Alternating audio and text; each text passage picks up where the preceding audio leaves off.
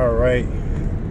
Good afternoon, everybody. This is probably a little bit of a different video from my normal view, but I wanted to basically combine some of the stuff to show you where Baltimore and Maryland gun laws came from as a whole. It's actually very interesting. I had to do some digging, and somebody gave me some real helpful advice concerning that. But one of the main people I actually look up to in this pursuit is a guy by the name of Rick Ector in Detroit, Michigan. He basically does a lot of education and gets a lot of African American women and men into firearms. And one thing about the firearms gun control laws, of how it ended up so bad and so long here in Maryland, is that it actually started as a way to suppress blacks, but you can't openly do that.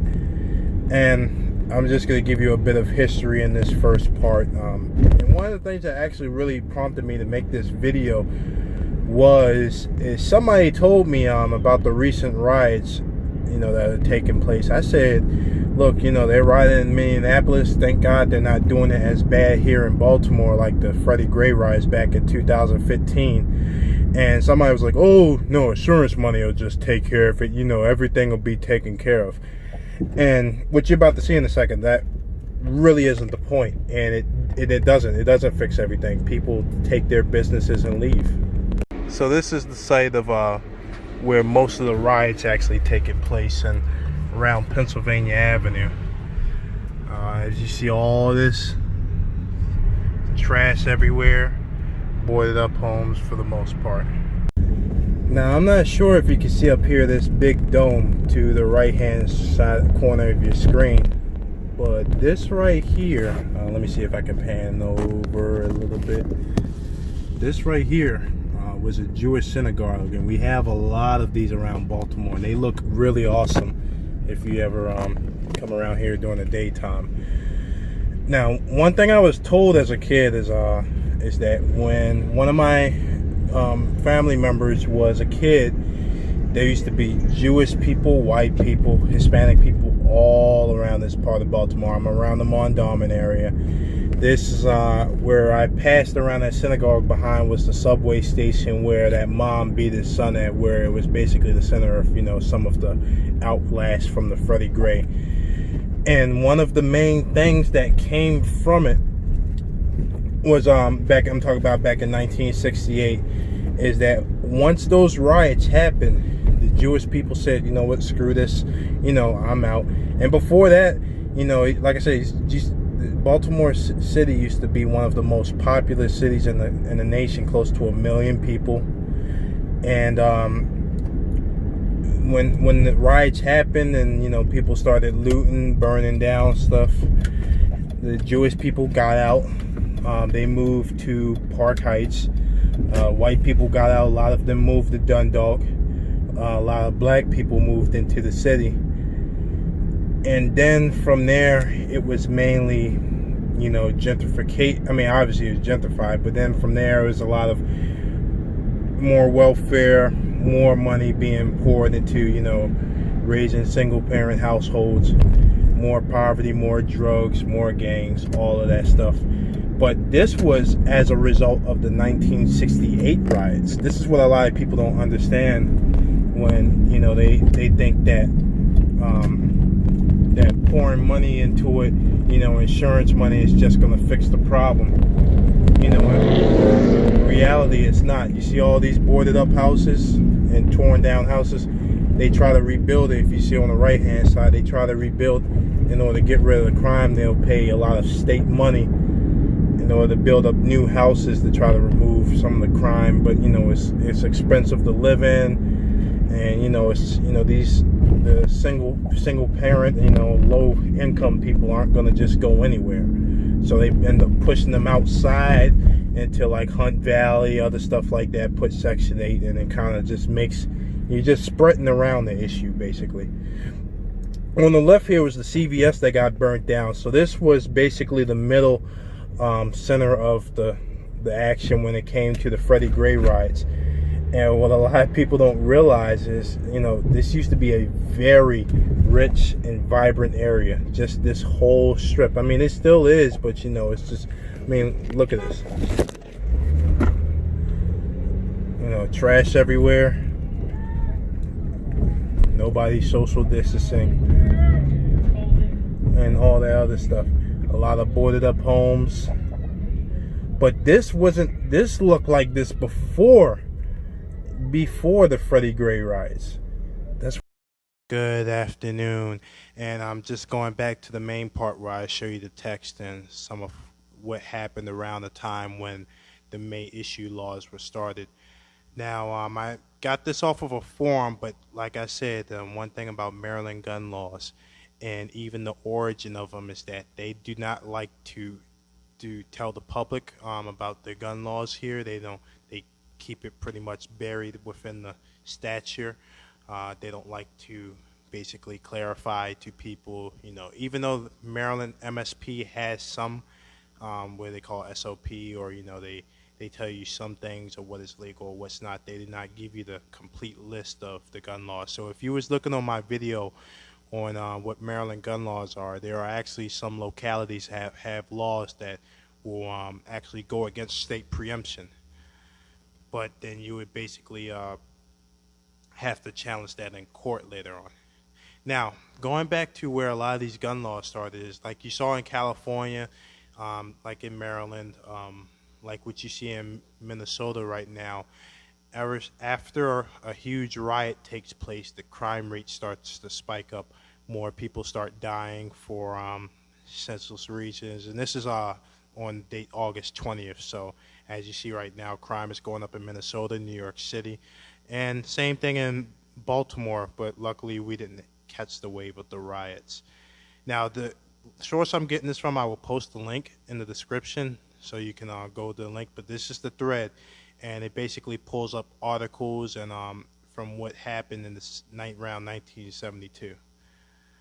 Now, one thing what people don't realize, and I'm not trying to endorse any kind of Black Lives Matter groups or no type of any political groups here, but when we talk about necessarily police brutality or how certain groups are being targeted, minority groups, a lot, as we know, everybody knows in America, a lot of that started from a lot earlier, post-slavery, post-Jim Crow, and this is no this is no different. And actually, if you read this enough, I suggest you take the time to look throughout all of this. It has some very good information. Is that you'll show that Maryland, their unconstitutional searches and seizures, their gun laws has actually led up to the Freddie Gray.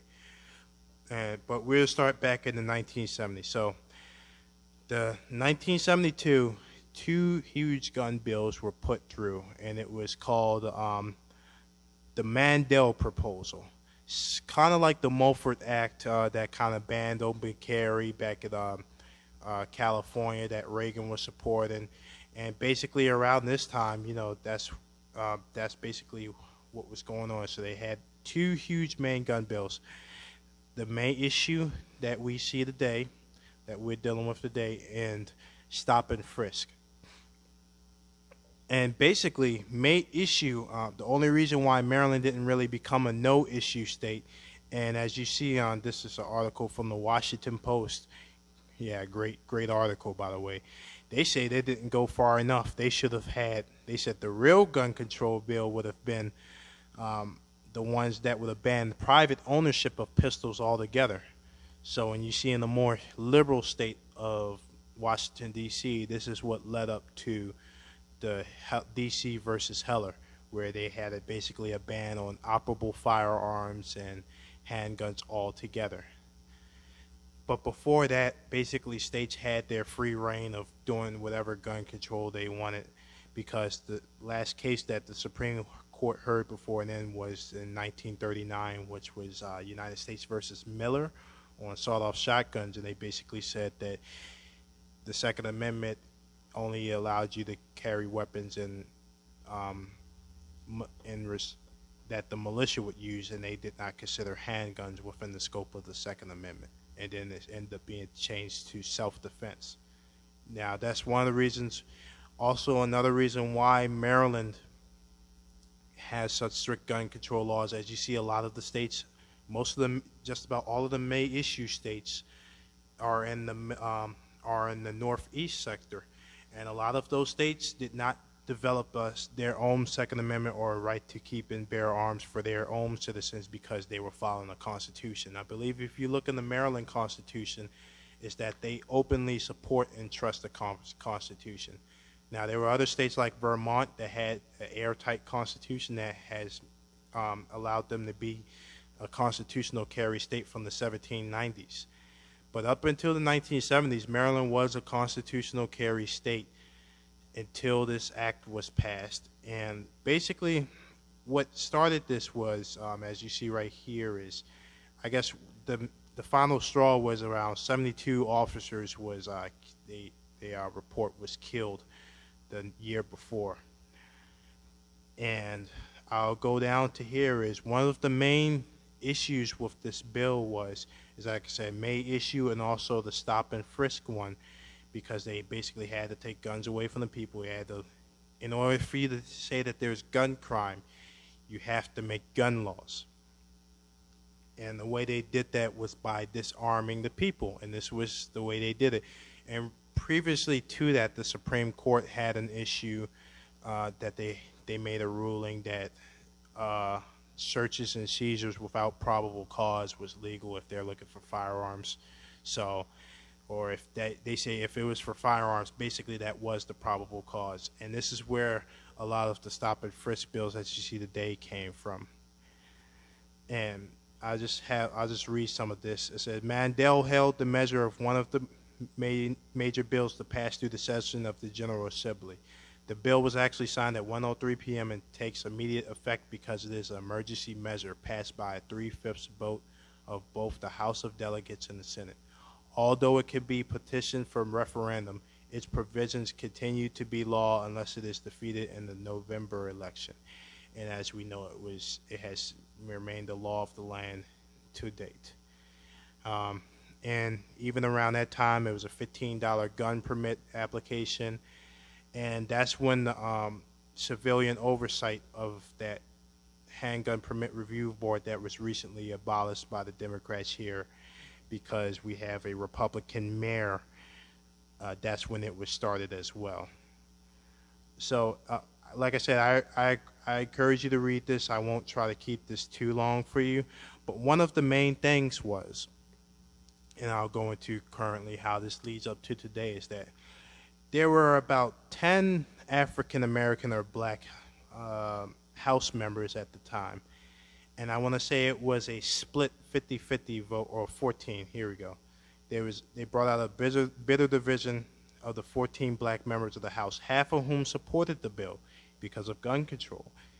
And black delegates voting against the bill attacked it as a racist measure that would permit police officers to harass persons in Baltimore and the black community.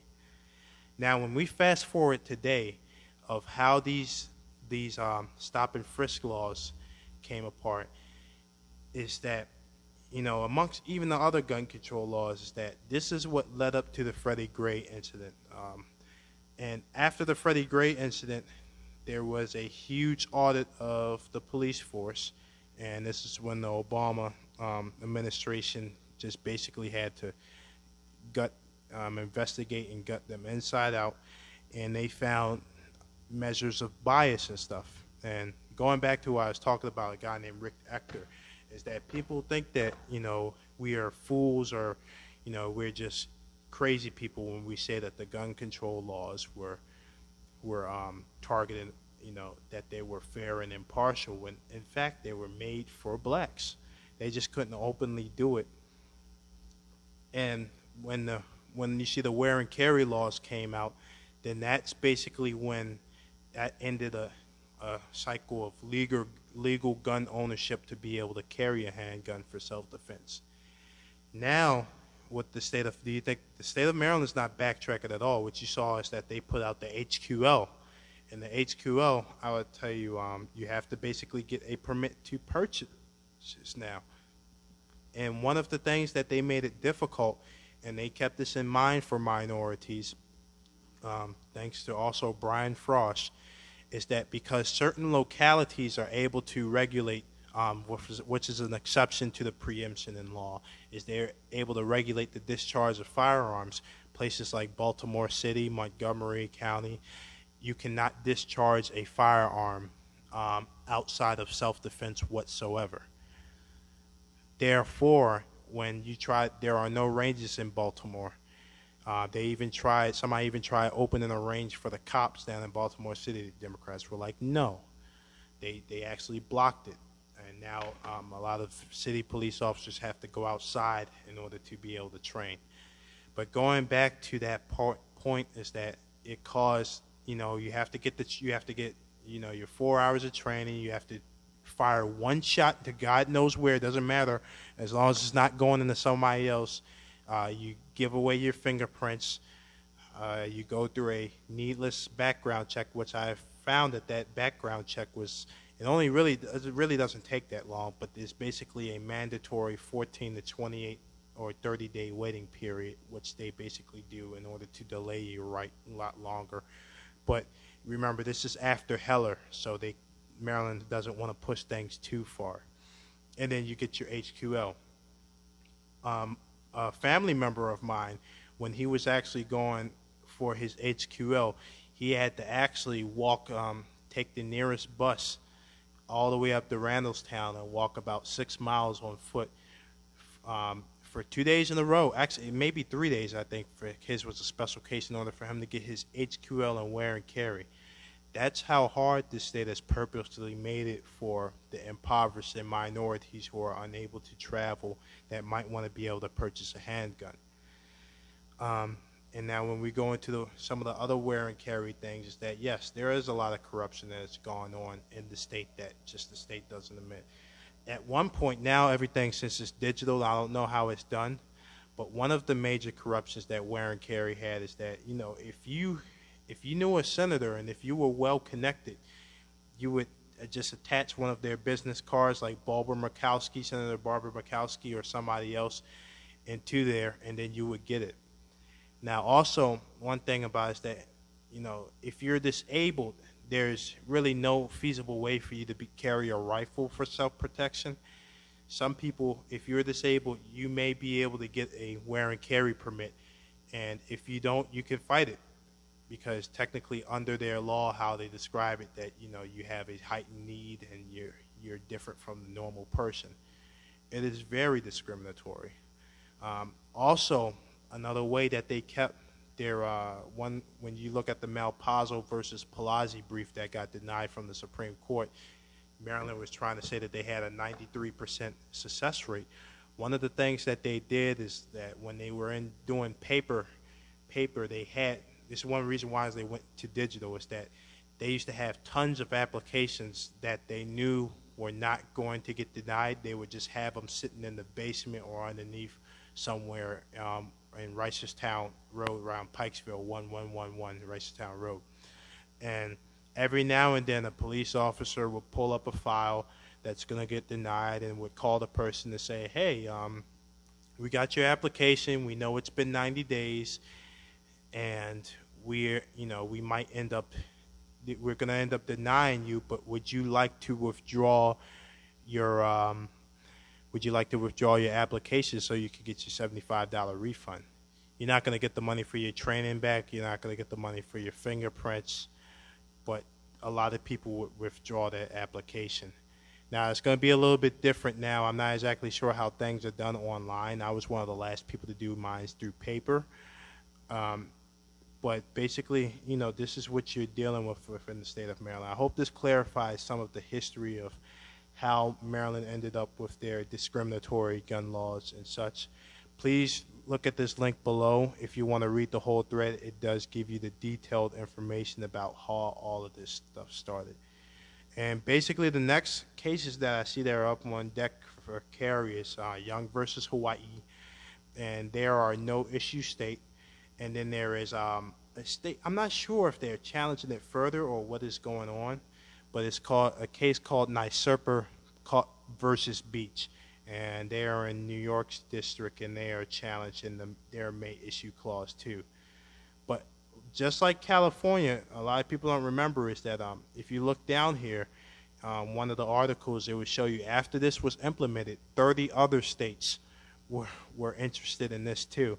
And around 1986, most of the states were either may issue like Iowa, Nebraska, or no issue like Texas, which means that you couldn't carry at all, right? Denied. Hawaii is the last state that is a no issue state. They say that they are may issue, but in certain place they have no preemption whatsoever. So whatever permit that you get within their county is only good for that county. And the big island has not issued permits within the last 20 years. So they are no issue. Currently, right now, the Ninth Circuit is fighting the case in order to they're taking it up around September, and I definitely want to weigh in on the oral arguments, and hopefully we'll see where this HQL challenge goes as well.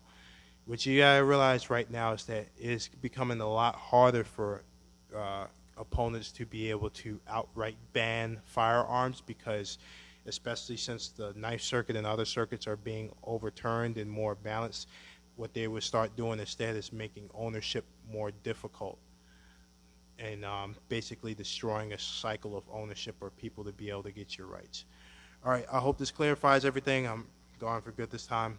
Thank you very much, and stay safe out there, y'all.